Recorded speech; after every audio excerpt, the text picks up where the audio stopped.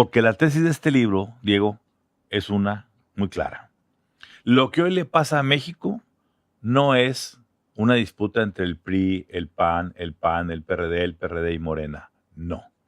Desde 1958 al día de hoy, en medio de todo lo que estamos viviendo, esto ha sido una disputa entre dos familias, entre dos clanes políticos, ¿sí? Con dos visiones de país, que esos dos clanes políticos han tratado cada sexenio de apoderarse del país, de imponer su ley, y cada vez que un clan entra en control del país, el otro clan es echado fuera. Es decir, un sistema excluyente en el que el país tiene que ser o blanco o negro, no hay grises. Okay. Hubo un pequeño periodo, ahorita lo hablaremos, donde fueron sus grises y los fue como en feria después, pero ya lo platicaremos.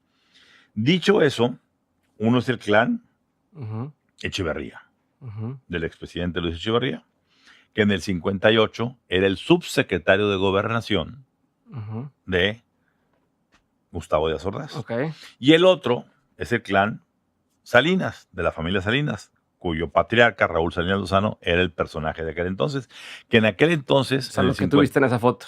Sí, y en aquel entonces, don Raúl, ellos dos se enfrascaron en una confrontación política por una razón. Don Raúl fue el primer miembro que vino de una universidad norteamericana, en este caso de Harvard, de hacer una maestría y doctorado, y los americanos le tenían mucha fe porque querían meter todos sus productos a México. Las armadoras de autos, de fabricantes de electrodomésticos, etc. Y don Raúl les abrió muchas puertas. Dicen, oye, ya México está listo. Sí, claro. Para tener un presidente no pro-yanqui, no, que se entienda con Estados Unidos y que podamos juntos armar ventajas competitivas. Claro. ¿Y qué pasó? Pues que empezaron a manipularse las realidades. Y aquí me detengo en un punto. Muy poca gente, Diego, sabe que este país ha sido gobernado por 4 presidentes que fueron espías de la CIA. Eso está cañón, parece película. Parece película, pero a ver, si la vemos en una película, vas a decir ciencia ficción completa, Claro. Teoría de la conspiración. A ver, aquí no hay ninguna suposición. Todo lo que en este libro está debidamente documentado. Y la mejor prueba es que este libro ya tiene más de 2 meses en el... Sí, y nadie te lo ha... Y nadie me ha dicho nada, ni ha desmentido nada de lo que aquí está dicho. Vienen, ahorita hablaremos de revelaciones muy fuertes. Pero en esta de los presidentes espías, cuando se elige a López Mateos... Pero lo peor es que está bien gracioso el resultado final. O sea, que también fue una especie mexicanada el quién usó a quién. Pero ahorita me estoy adelantando, pero está cabrón eso. Va perfecto en el camino. ¿Qué pasa? Llega...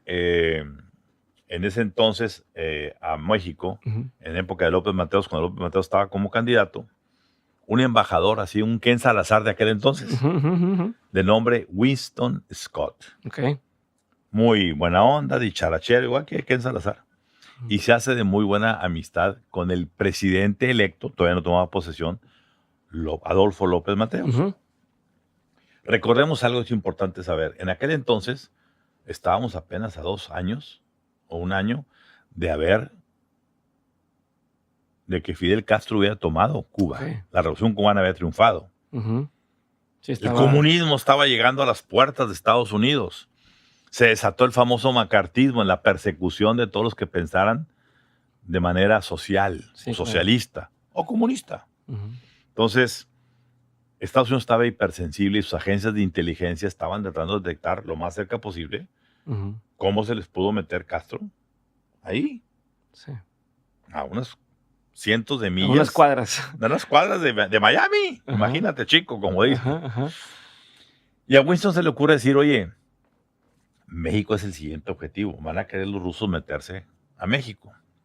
Y le propone a López Mateos que se creara una unidad de información recíproca para que ciertos políticos clave fueran informantes de la CIA de manera oficial. Y se crea un sistema llamado el sistema Litempo. ¿Por qué Litempo? Sí le pusieron el código. Es un código de espionaje. Litempo. Y a cada uno de los que fueron reclutando les fueron dando un nombre, un número. Sí. Litempo 2, Litempo 4, cada dos números de 2, 4, 6, 8, 10, 12. ¿Quiénes en ese entonces, Diego, fueron reclutados? Por respeto al presidente no lo incluyeron con un código, pero el jefe de la banda, López Mateos. Pero reclutaron al secretario de Gobernación, Gustavo Díaz Ordaz, a su subsecretario, Luis Echeverría, y al brazo derecho en seguridad de Echeverría, llamado Fernando Gutiérrez Barrios. También reclutaron posteriormente, a un par de empresarios, familiares de Gustavo Díaz Ordaz, Borja, y también fueron allegándose ciertas personas. Estas gentes, su chamba era dar cada semana un reporte a Winston diciendo, a ver, estamos sintiendo que en la universidad hay una célula de izquierdosos. Sí, notamos señales de que está pasando esto. Que está pasando esto y puede ser peligroso. Métale mano. Pero Winston empezó a confiar demasiado en ese grupo. A tal grado que una gente como Echeverría y como Gutiérrez Barrios, que hicieron mancuerna, se dieron cuenta de que si ellos falseaban un poquito o creaban la realidad, podrían hacer que el país se moviera a un lado u otro. Y aquí hago un paréntesis. Yo conviví mucho tiempo con un personaje político, de los tantos con que conviví en 50 años de periodista, que fue gobernador de Nuevo León, llamado Alfonso Martínez Domínguez. Y Alfonso Martínez Domínguez un día me dio una lección, quizá de las más importantes políticamente para los mexicanos, que dice lo siguiente. Me dijo don Alfonso, en México, para ser un buen político, no hace falta saber resolver los problemas. Hay que saber crearlos. Político que crea un problema, como tú lo creaste, tú lo puedes resolver. Claro. ¿Qué pasó en aquel entonces? El señor subsecretario Echeverría, junto con su brazo derecho que estaba en Seguridad Nacional, Gutiérrez Barrios, veían cómo los gringos estaban inclinándose por el rival de su jefe, por Salinas Lozano. Y querían que los gringos dijeran, no, se requiere que México, un político de mano dura. Pues hombre, es cuando entonces ellos arman las huelgas locas del sexenio de López Mateos. Mineros, telefonistas, electricistas, todos los sindicatos que te puedas imaginar, hicieron huelgas para demostrar que el país estaba en efervescencia y que alguien se estaba infiltrando. O sea, que eran señales de que hay un tema Ellos crearon social. el problema. Entonces, a ver, ustedes, señores americanos, le van a entregar a un tecnócrata como Raúl Salinas Lozano del país, cuando este país requiere un mano dura como el señor Gustavo Díaz Ordaz, que ya los tiene todos sometidos. Y se inclina la balanza y ponen a Díaz Ordaz. Díaz Ordaz, en agradecimiento, le da a Echeverría a la Secretaría de Gobernación. Y ellos mandan al diablo al clan Salinas. ¿Sí? Porque había una fricción. De hecho, viene el capítulo donde como don Raúl bautiza a Díaz Ordaz como el Changuito. El Changuito, que está atrás de él. ¿No? Estaba atrás de él, nunca se dio cuenta y se dio un día que fue una junta de gabinete. Pero, ¿qué pasa? Pues Echeverría vuelve a hacerla. Se está dando cuenta que aunque se fue Raúl Salinas Lozano, se queda como secretario de Hacienda. ¿Sí? El tío. El mismo secretario de Hacienda que tuvo López Mateos. Y que era también americano, harvariano. Y dice, yo quiero ser presidente. Y él y don Fernando fabrican en el 68 la famosa Noche de Tlatelolco, la tarde de Tlatelolco, que fue un hito histórico en la vida política moderna de este país, porque ellos no querían soltar el poder como grupo político. Y ahí viene una serie... ¿Cómo? Tengo una duda en este punto de cómo hace Estados Unidos para decir, vamos a intentar que gane uno, que gane el otro? O sea, desde A ver, favorecen en influir al presidente en turno para decirle, en esa época se consensuaba, Ok, ¿sí? ok. Dice, a ver, presidente, ahorita te platicaré cómo, por ejemplo, López Portillo no quería que fuera Miguel de la Madrid. Él quería que fuera Jorge La Vega o Pedro Ojeda Paullada. No lo dejaron. Okay. Ahí sí los americanos dijeron, necesitamos un tecnócrata. ¿Por qué? Porque el país en el 82 se estaba descosiendo financieramente por la crisis petrolera. Okay. Entonces necesitamos ahora sí lo que siempre se había renegado que no querían. Que fue cuando hicieron la parte bursátil, ¿o no? Exactamente, cuando surgió la Bolsa de Valores y surgieron Carlos Slim, Roberto Hernández, todo el elenco, Harpelú y todos ellos. Pero déjame regresarme al punto. Se crea el 68. Ahí vienen muchas revelaciones de cómo del departamento de un familiar de Echeverría en Tlatelolco surge la primera bengala con la que empiezan los ataques. Okay. Y eso fue una demostración para decirle a los americanos, ¿ya ven? Se están metiendo más fuerte los comunistas. Es más, están creando grupos guerrilleros. La Liga Comunista 23 de septiembre. Que es una cosa muy importante, no olvidemos algo. El eje central del control para que en México en aquella época y en la época moderna, bueno, hasta hace poco tiempo, no existiera guerrilla, era Fernando Gutiérrez Barrios. Brazo derecho de Echeverría. ¿Por qué? Porque Gutiérrez Barrios, cuando era director no, ni siquiera director, era un policía de la Federal de Seguridad. Policía simple. Le toca aprehender, capturar en México a dos personajes que andaban reclutando dinero y apoyos para la Revolución Cubana. Esos personajes tenían por nombre Fidel Castro y el Che Guevara, Ernesto Che Guevara. Este cuate los agarró. Gutiérrez Barrios como policía los agarra y los meten a la cárcel. Él podía haberlos desaparecido en un bote de ácido, como se hacía entonces, o haberlos metido en un cemento, lo que quieras. Pero él sabía la importancia que tenía Fidel Castro como líder del movimiento subversivo contra Fulgencio Batista. O sea, él quería que y él le propone al presidente en turno, hay que dejarlos ir, ¿para qué nos embroncamos? Para negociar una promesa. Los dejamos ir con una promesa. Aquí no vienen a hacer su guerrilla. Nunca. Y tan le prometen eso, que Gutiérrez Barrios consigue que Miguel Alemán financie la compra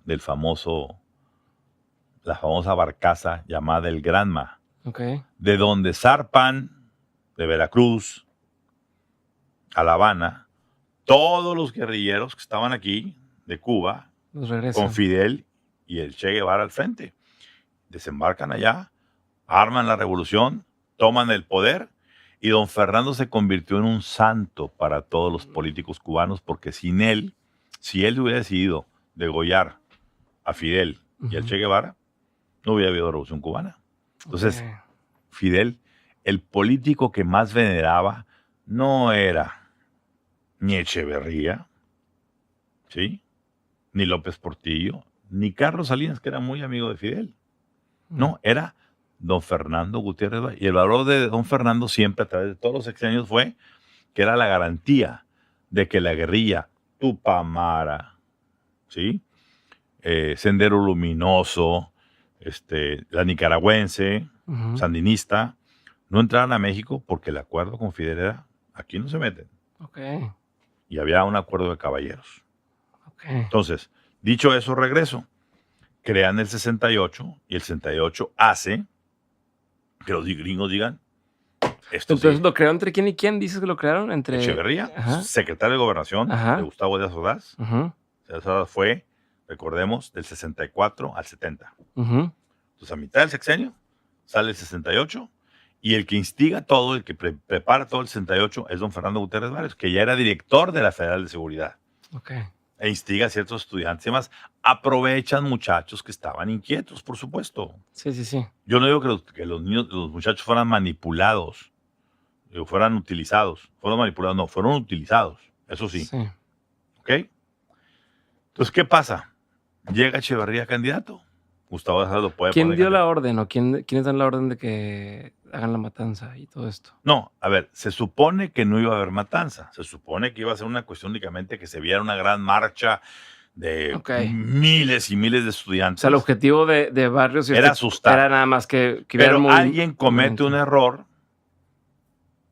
y con esa bengala que sale de un departamento de un familiar de Echeverría, aquí viene Ujú, y está en libros, ujú. genera Sí, como, hay confronta- fuego. aquí hay fuego. Vamos. Y matan al primero militar y luego a los estudiantes y demás. ¿Cuántos desaparecieron? Si 60, 120, 200, 400, nunca lo sabremos, Ok. ¿sí? Ujú. Pero, pues fue un sello histórico que hizo que Echeverría ganara votos de los americanos para decir que siga todavía ahí, porque si no nos va a llegar a cargar el payaso. Ok. Entre Echeverría, a ver, y cada reporte que Echeverría hacía como Litempo, no sé si era 4 u 8, Ujú. no recuerdo ahorita, está en el libro muy claramente, pues mandaba a decir, estábamos ante una escalada en donde grupos cubanos, Ujú. esto y lo otro, y estaban puestos de acuerdo. Ok. Entonces los americanos confiaban en esos reportes. Dicen, no, qué bárbaro. Y claro, ellos fabricaban el problema. Ujú. Ellos lo resolvían. Luego entonces son muy eficientes. No los muevas. No los muevas, claro. ¿Ya? Sí, claro. Y pasa igual cuando ya Echeverría es presidente. Como Echeverría llega a la presidencia, Ujú, ¿m? Alfonso Martínez Domínguez estaba al frente del PRI. ujú. Y Alfonso va y le dice al presidente Díaz Ordaz, te equivocaste, no conoces a Echeverría, te va a traicionar. Echeverría hasta ese momento había sido un personaje disciplinado, eficiente, mano dura. Y Díaz Ordaz, en lugar de decirle a Alfonso, tranquilo, ya veremos, le dice a Echeverría, vino Alfonso y me dijo que tú eras así, ya sabes, ya sabes. Lo mandé con cajas templadas. Bueno, era normal que un dirigente de la envergadura y tamaño de Alfonso Martínez Domínguez, ya al llegar Echeverría a la presidencia, se convirtiera en jefe de gobierno de la Ciudad de México. Sí, no era de elección, era por dedazo. Regente, no era jefe de gobierno, regente, Ujú. que es una regencia. A los 6 meses que llegó a la regencia, Echeverría fabricó otro Tlatelolco llamado el Halconazo. Famoso grupo de estudiantes halcones que el 10 de junio de 1971, a los 6 meses de haber entrado Ujú. Echeverría, crean otra matanza. Ok. Y el que paga los platos rotos es Martínez Domínguez. Era para sacarlo. Para sacarlo, porque no lo quería allí, era un enemigo. Ya. Le cumplió políticamente porque sí es el protocolo. Pero en la primera equivocación, que yo se la fabriqué, lo mandé junto con los Salinas Otra Lozano vez. al exilio. Se Ok. fueron. ¿Ya? Sí. ¿Qué termina por pasar? Cuando Echeverría, todo el mundo pensábamos, yo ya estaba vigente y desde Echeverría, mi primer presidente con el que interactué, Ujú. one on one, sí, es Echeverría. Yo Ok. tendría 18 años. Ok. Y era reportero del norte. Es el que te manda a hablar y que te dice. Sí, me manda exactamente. Dile a los Junco que no sé qué. Has leído bien el libro. Ok. Sí, él me manda a llamar un día y me dice, a ver, muchachito, ven para acá. ¿Tú eres el del norte? Sí, presidente, dígame. En Matehuala. Ujú. Estaba Los repartiendo conejos. Ujú. Porque se juraba que los iban a salir de la pobreza porque iban a generar carne y abrigos y todo. Se los comieron el primer día, punto. El hambre es canija. Ujú. Pero me dijo, a ver, abra su libretita. No había grabadoras ni esas cosas. Apúntele. Dígale a los muchachitos Junco que no se metan con el presidente. Y yo estaba así, no. Y como que se daba cuenta que yo no estaba escribiendo tanto, más estaba haciendo loco. Y la realidad, pues no está escribiendo. Y ya cuando ya termina de decirme, le digo, ¿ya acabó? Sí, ¿por qué? Corto la hojita y le digo, ahí está el teléfono del periódico. Yo no soy recadero de nadie, no sé. Ajá, ajá. Chingón. Se quedó así con una cara de, bueno. Luego ya tuve oportunidad de hablar con él para el libro incluso, Ok. antes que se muriera. Ok. Importante, porque esto no está hecho de la elucubración mental o la fiebre mental de un periodista que teje teorías de conspiración. No. Ahí va a haber datos duros, Ujú. como un buen periodista puede apreciar de tener para Claro. sustentar su verdad. Pero lo importante es que iba a ser Mario Moya Palencia, secretario de Gobernación de Echeverría, el candidato. Ujú. Pero como que al final Echeverría dijo, no, necesito un incondicional. Así como ahorita dijo López Obrador, yo quiero un incondicional y esa es Claudia. Ujú. En aquel entonces Echeverría dijo, mi incondicional tiene que ser mi amigo del alma desde la infancia, mi compadre, con el que me fui a estudiar a Chile, con el que viajamos juntos a la Concagua y aquí y allá, llamado José López Portillo. Ok. Ujú. ¿Mm? En ese momento, López Portillo, digo, Echeverría llegó y trató de destruir las 4 patas de la mesa del poder en Ujú. México. Perdóname, 3 patas. Ujú. Hoy ya son 4. 3. Toda mesa de poder se sustenta en patas que la sostienen. En aquel entonces, y por mucho tiempo, en todo lo que se llamaba el desarrollo estabilizador de México, que estaba Ujú. México estable, creciendo, clase media, crecimientos del 6 al 8%, las 3 patas eran fe, esperanza y caridad. Ok. La fe, la iglesia. Sí. Date bien con la iglesia. Acuérdate que ellos facturaron la independencia. Tranquilo. Segundo, esperanza. Los militares. Mm. Date bien con los militares. No los ataques. Están contigo. Son institucionales. Y tercero, la caridad, el capital. Si no, no haces nada. Ya. ¿Ya? Ujú. Echeverría llega y rompe con los 3 Mm. a la presidencia. No desconoce, pero desprecia a la Iglesia Católica Apostólica Romana y le entrega todo a los jesuitas. Ok. Y a un obispo rojo, así le llamaba al obispo llamado de Cuernavaca, Sergio Méndez Arceo, que deja tú que fuera obispo rojo, tienen de hecho tener una ideología y todo, ¿no? Se venía a las empresas, por ejemplo, aquí hizo una gran huelga en Cinzas y Funza en Saltillo, donde el obispo en sotana arengaba a los trabajadores para que se levantaran contra los patrones. Ok. Entonces la iglesia se le puso en contra. Ujú. Los Y pues los militares, capitales, o sea, todos los del. pues no, espérate, y luego vienen los militares, los acusa de ser ellos los gestores del 68 y el 71. Mm. Ok.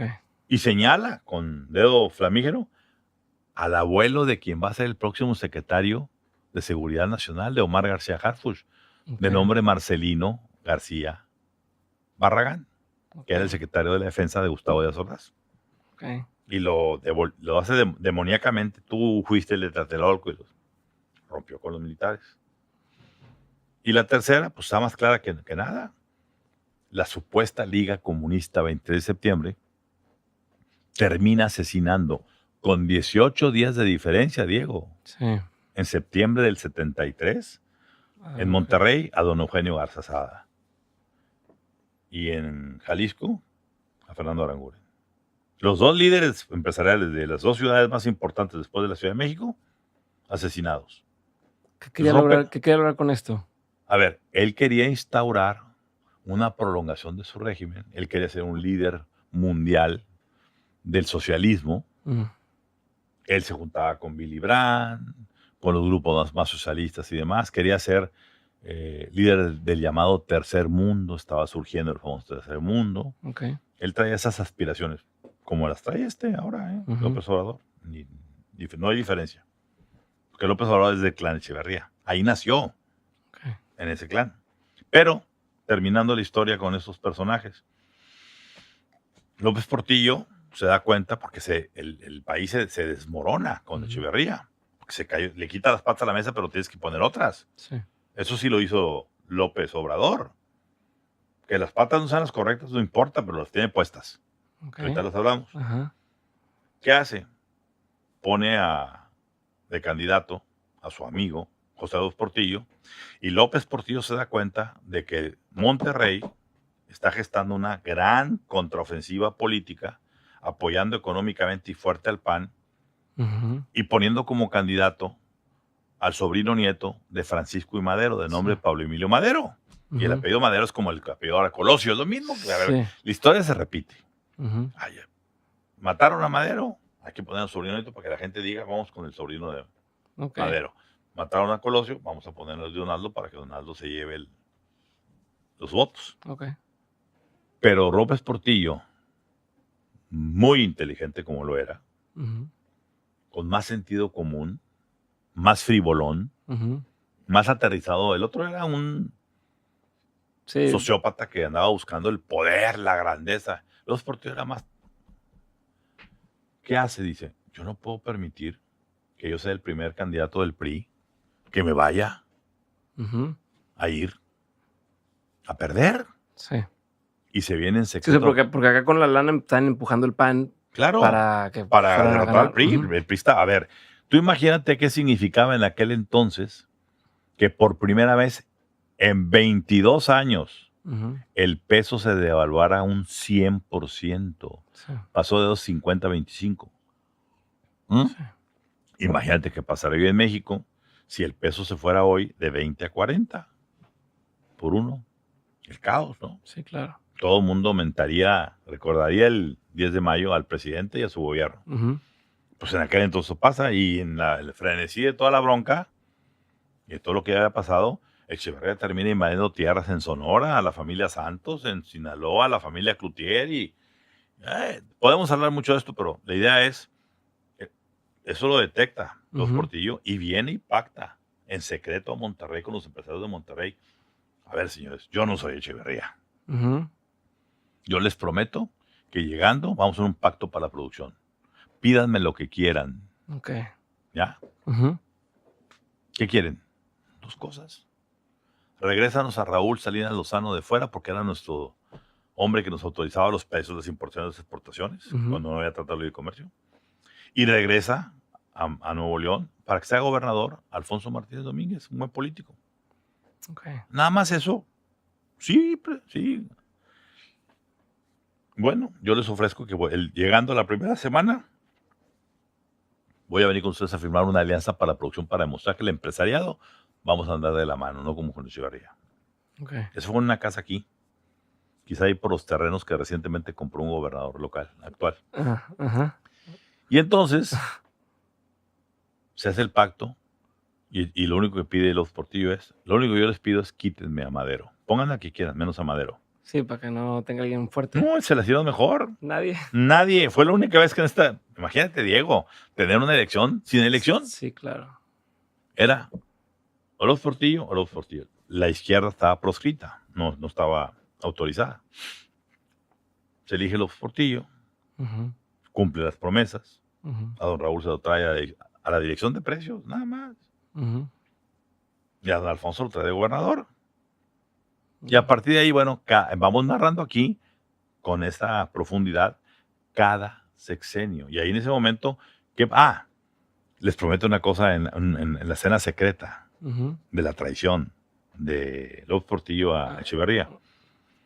Les dice, en una salita que había al final, con coñacs y con puros, y un empresario muy outspoken, muy vociferante, dice, ¿y qué diablos, con otras palabras, vamos a hacer con Echeverría, el presidente? Dice, pues mandémoslo a la chingada. En aquella época no había ranchos que se llamaran así. Y López Portillo, el candidato, con toda tranquilidad y su vasito, su jaibolito a un lado, y dice, ¿y eso dónde queda? Y un empresario se para y dice, a ver, aquí está Monterrey, ¿qué hay del otro lado del mundo de Monterrey? Las Islas Fiji. Pues allá lo vamos a mandar. Y cuando llegó al poder López Portillo, cumplió. Mandó al expresidente Echeverría a las Islas Fiji. ¿Ya? Bueno, esa es la historia de este país. Es un juego de ajedrez político que no es diferente a lo que pasa en muchos países del mundo, pero aquí una cosa que yo insisto es que,